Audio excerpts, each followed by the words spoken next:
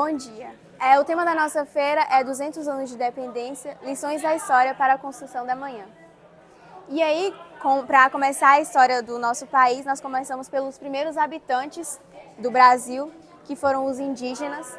E aqui a gente representa a caracterização deles, como era a roupa, o modo de viver, a natureza, como eles comiam os animais. E aí a gente tem aqui a representação dos nossos indígenas. Então, aqui é a ala dos primeiros habitantes do Brasil, que no caso são os indígenas. Nesse espaço, a gente quis representar o lugar em que eles vivem e como eles se vestem. Aí a gente trouxe elementos da natureza para representar a floresta, aí a questão da mandioca, o coco, as bananeiras que tem lá atrás, são para mostrar que o índio come aquilo que ele planta. E outras características deles são que eles sobrevivem da pesca e da caça, além da colheita. E a questão das pinturas corporais é algo muito importante para eles, porque é como se representasse o status deles dentro ali daquele convívio. Tem pintura para simbolizar que a mulher é casada, que é solteira, esse tipo de coisa, e diferencia de mulher e homem. E aí a gente também fez uma oca para mostrar o lugar onde eles dormem, né? Alves Cabral, aqui temos um guarda também. Aqui é representando o momento que ele chegou aqui no território brasileiro. Eu sou representante dos padres, no caso jesuítas, que vieram também junto com a missão de catequizar os indígenas, também ensinando um pouco do português para eles também. Bom dia, aqui a gente tem pergaminhos e em cada um deles fala sobre as primeiras visões do Brasil. E aqui tem todos os autores de cada um deles. Esses pergaminhos eles contêm informações sobre a vinda dos portugueses à terra brasileira. E neles há informações falando sobre a fauna, a flora, a cultura indígena e também fala sobre a conversão dos índios ao cristianismo, que era a religião que mais pregava os europeus. É um túnel de história sobre o descobrimento do Brasil. Aqui tem várias imagens que representam a chegada dos portugueses e tem o pau-brasil, que foi um dos instrumentos mais marcantes da época, porque os portugueses usavam muito para o tráfico. Aqui tem um escambo, que foi uma troca que aconteceu nesse período, nos quais os índios eles davam instrumentos bem valiosos deles para os portugueses, e os portugueses trocavam com eles instrumentos inúteis, que não serviam. Aqui é uma embarcação do Vasco da Gama, que trouxe a família real. Aqui tem a catequização dos indígenas, que foi quando os portugueses eles obrigaram os indígenas a se catequizar. Caso eles não aceitassem, acontecia uma guerra justa, que no caso não era muito justa, porque os portugueses tinham muita influência e muitas mais armas do que os indígenas. Aqui tem uma imagem que representa a escravidão dos indígenas, foi quando os portugueses começaram a escravizar os indígenas. Aqui tem alguma lavoura de cana-de-açúcar, que foi onde os indígenas trabalhavam. Eles eram obrigados a trabalhar. Aqui tem uma cidade moderna, onde os portugueses começaram a se modernizar no Brasil. E aqui, enfim, tem as capitanias hereditárias, que foi quando o Brasil fez um sistema de capitania, no qual foi dividido por 12 estados, e os mais destacados tem Pernambuco e Recife. Depois esse sistema foi abolido e foi introduzido o Estado moderno, que é como a gente conhece hoje em dia. Bom dia, primeiramente, meu nome é Dom Pedro, esse é meu pai, Dom João VI, minha mãe Carlana Jaquina e minha irmã Maria Tereza.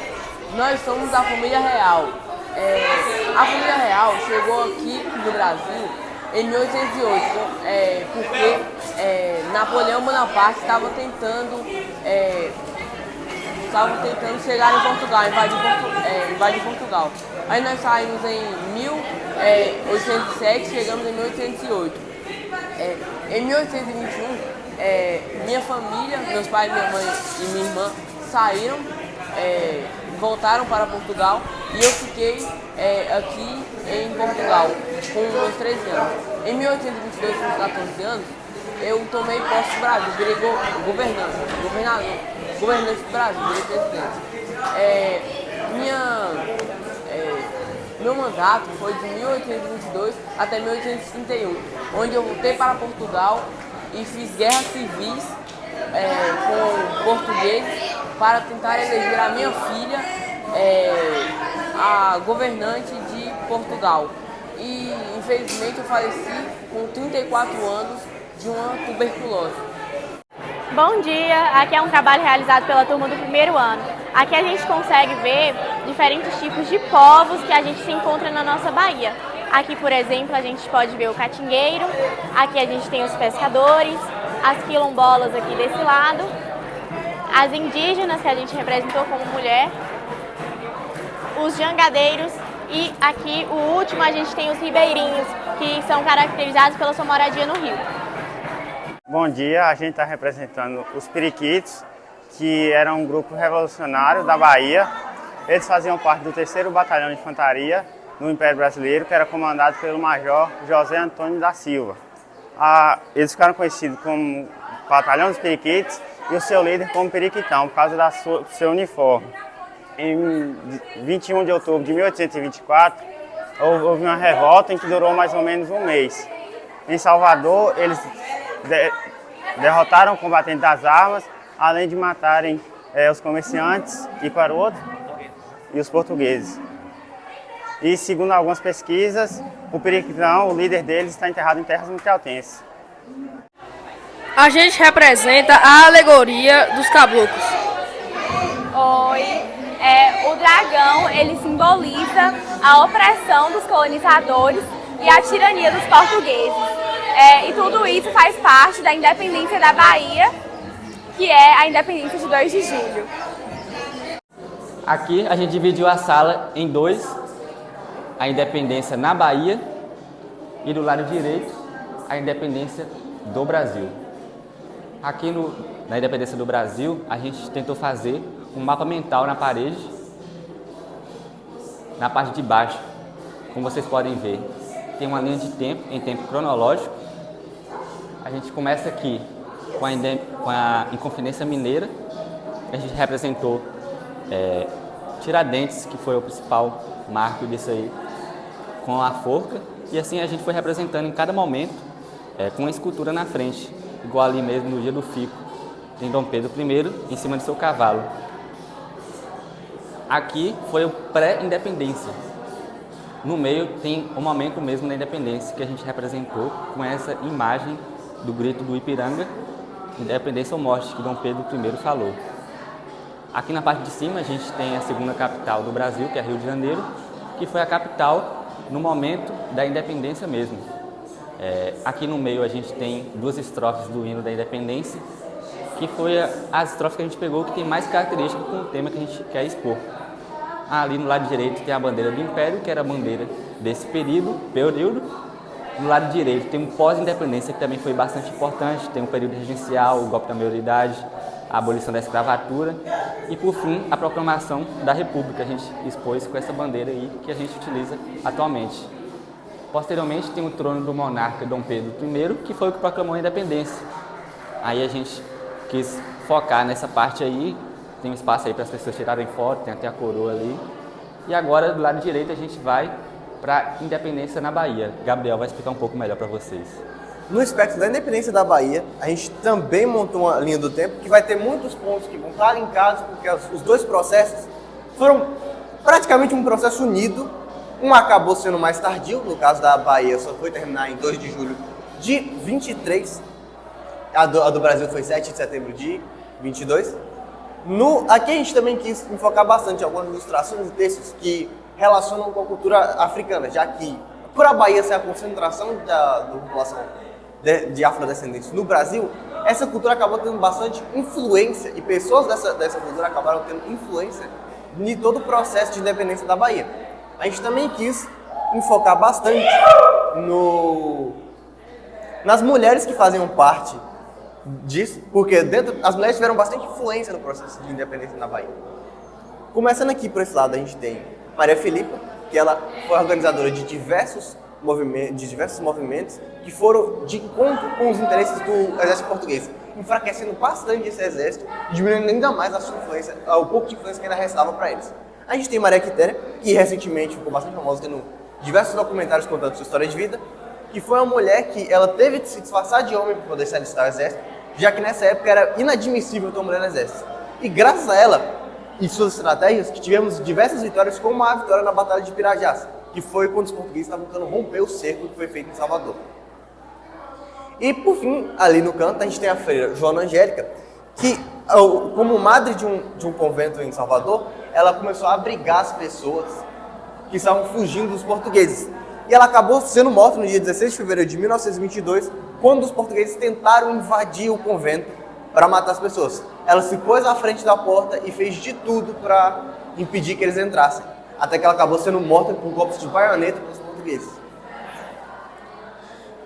Tanto que, na volta de uma das batalhas mais importantes, que foi a Batalha de Pirajá, os soldados brasileiros que voltaram vitoriosos desse evento fizeram reverência a esse convento em gratidão à proteção, já que alguns deles estavam até mesmo escondidos lá dentro, na época que ela se sacrificou. Esse conjunto de fatores e outras batalhas foram perdidas pelos portugueses ao tentar conquistar outros territórios além da Bahia, que levou ao dia 2 de julho das forças brasileiras terminarem finalmente de expulsar eles e declararem lealdade ao antigo príncipe regente e agora imperador do Brasil, Dom Pedro I. Bom dia! Aqui a gente tentou reproduzir uma maquete retratando os cinco tipos de cidades que nós temos no nosso país, né, que é o Brasil. Aqui a gente deu o exemplo de Santos, que é uma cidade portuária. As cidades portuárias têm como base a economia a exportação de produtos através de mares, rios, seja o que for, hidrovias. Ali a gente tem a cidade de Aparecida, que é uma cidade religiosa. A gente retratou aqui a Basílica de Aparecida, bem conhecida. Ela é bem grande, bem bonita, vale a pena conhecer. Ali é Volta Redonda, uma cidade industrial. A economia dela, para crescer financeiramente, depende das indústrias, fábricas, seja o que for, produtos diversos que exportam para o Brasil afora. Aqui a gente tem Salvador, uma cidade histórica e turística. Aqui a gente retratou o elevador Lacerda, que tem mais de 200 anos. Ele é o único elevador externo do mundo inteiro.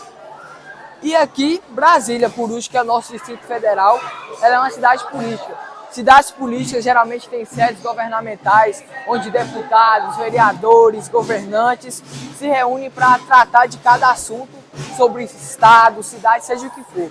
Aqui a gente tem o Palácio do Planalto, que inclusive o presidente da República, né, vai lá para resolver assuntos da Casa do Brasil. Bom, nessa maquete aqui ela representa o planeta Terra no seu começo da sua formação. Ele não havia vidas por conta que era formado apenas por lavas e rochas. Devido à alta temperatura não existia seres vivos. Logo após isso, a Terra começou a meio que esfriar.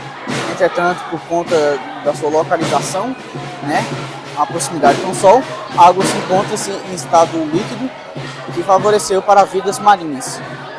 E depois de vários tempos evolutivos,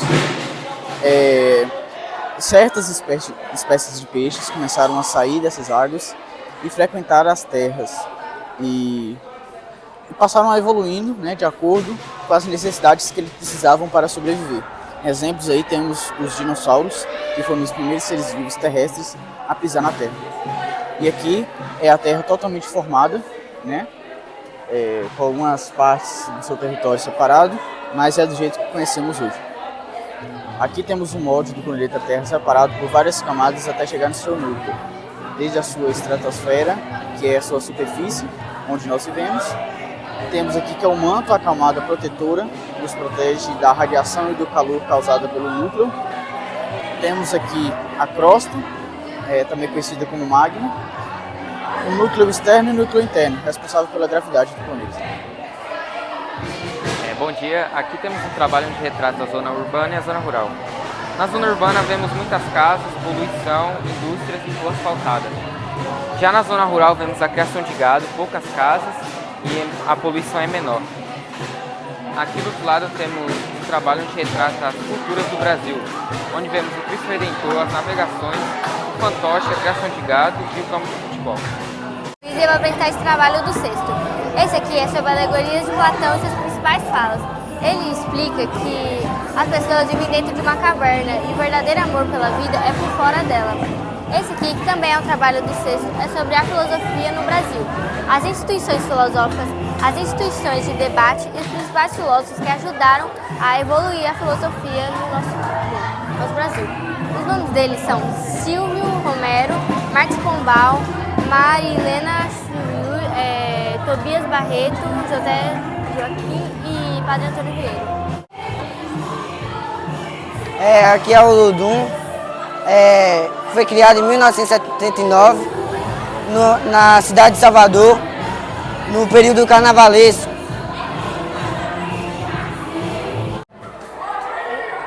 Nós somos os quilombolas e aqui é a ilha de Taparica. Nessa ilha aconteceram as guerras que foram essenciais na independência da Bahia. Por isso a gente está representando essa ilha nesse dia hoje na Feira do Conhecimento. É isso. Bom dia, essa ponte foi feita pelo 2º ano do ensino médio. Ela foi projetada para aguentar até 12 quilos. Ela é utilizada normalmente hoje em dia na engenharia e ela é uma ponte, né, que além de suportar somente 12 quilos, ela tem uma base feita de palito de picolé, que ela é fortificada por várias camadas.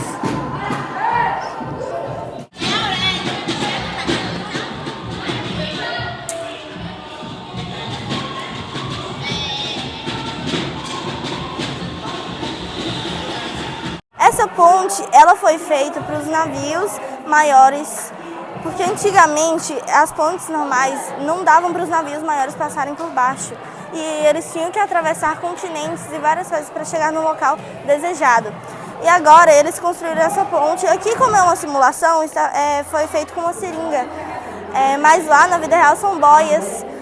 Quando os navios chegam perto da ponte, o nível de água eleva e a pressão sobe, fazendo que a ponte suba também.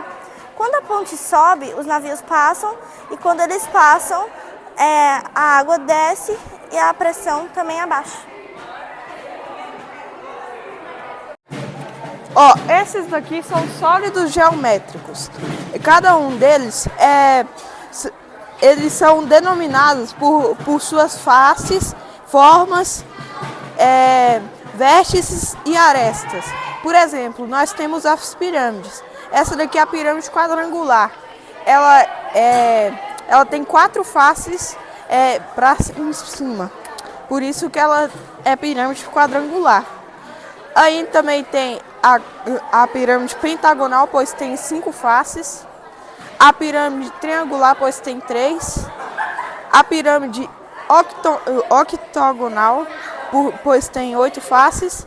A pirâmide hexagonal, pois tem 6 faces, entre outros. Esses daqui são os corpos redondos, mas existem outros. Esse daqui é o cilindro, e esse aqui é o cone. Esses daqui são os paralelepípedos. Eles parecem um retângulo. Sim, é realmente um retângulo, só que eles são 3D. Esses daqui são os prismas. Primeiramente, temos o prisma pentagonal, pois tem 5 faces.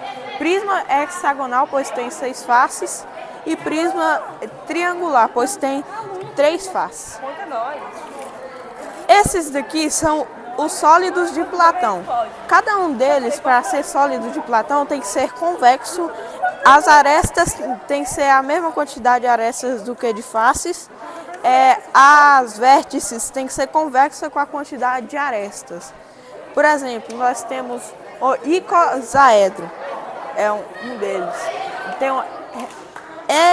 hexaedro, tetraedro, octaedro, dodecaedro e esses aqui são alguns sólidos geométricos.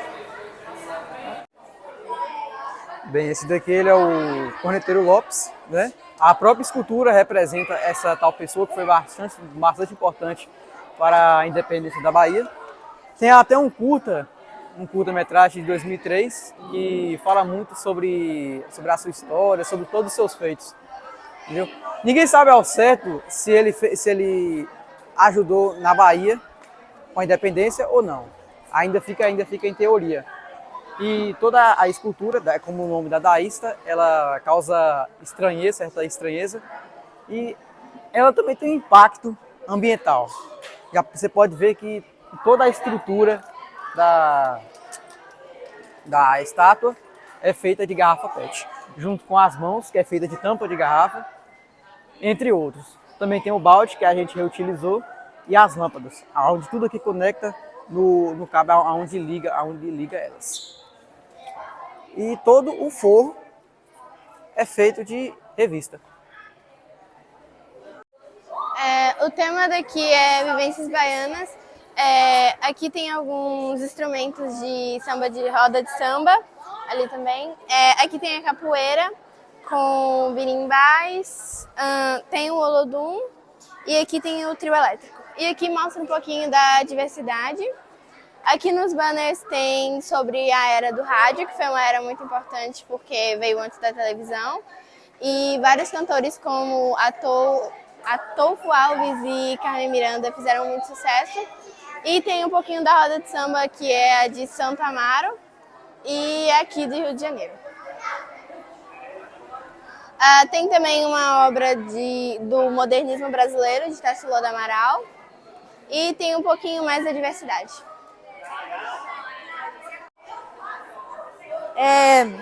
A gente vai representar